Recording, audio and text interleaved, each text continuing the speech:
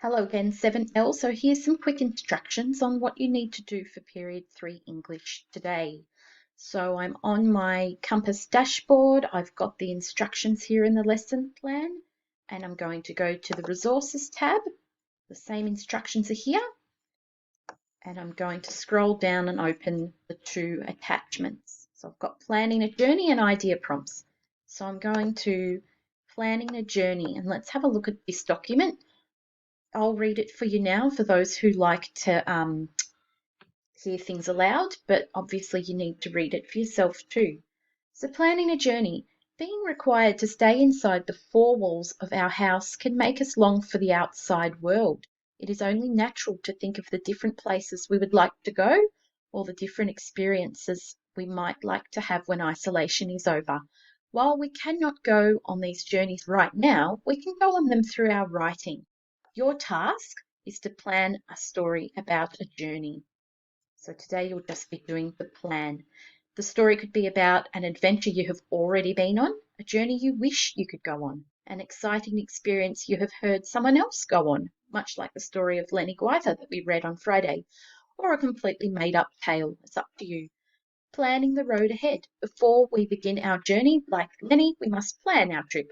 Use the following pages to help map out your story so that when it comes time to start your adventure story, you know exactly where you are going. A good plan is like a roadmap. It shows the final destination and usually the best way to get there. So scrolling down, and I want you to start by having a bit of a brainstorm.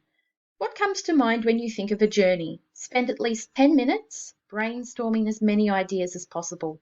You can write them in the box below here under possible ideas, or you can do a mind map in your book or on a piece of paper and insert a photo of it down below.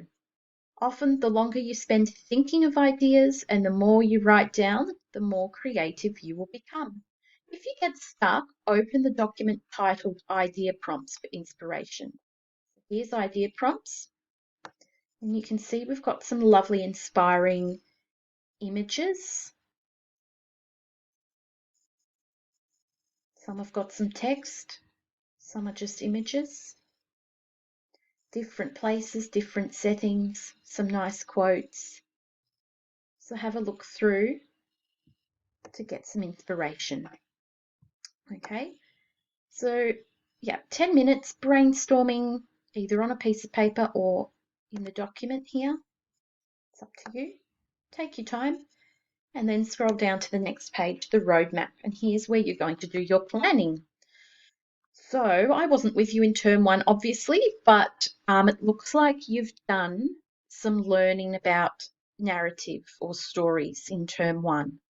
So hopefully that's all made sense and you feel confident to keep going. So stories have an orientation or a beginning, a complication or a problem, and a resolution or an ending. Before writing a story, it's a good idea to have these elements worked out. So a rough plan of what each one's going to look like. So using this planning sheet, you're going to map out your story. So you can just click and type in these boxes. Orientation. Things to consider are who are your characters? Where is your story set? So the place, the timing. How will your story begin? What happens in the beginning? How will you grab your reader's attention straight away? So how are you going to make it interesting? Complication. What's the problem? How will the problem grow or build? How are the characters going to deal with it?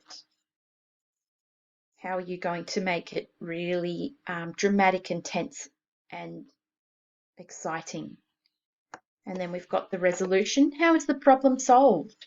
Who solves the problem? And how will the story end? Will things go back to normal for the characters or will they have to deal with a new way of life? Okay. Once you've done this, again, make sure you save your document with your name and upload it onto Compass Learning Task number 3.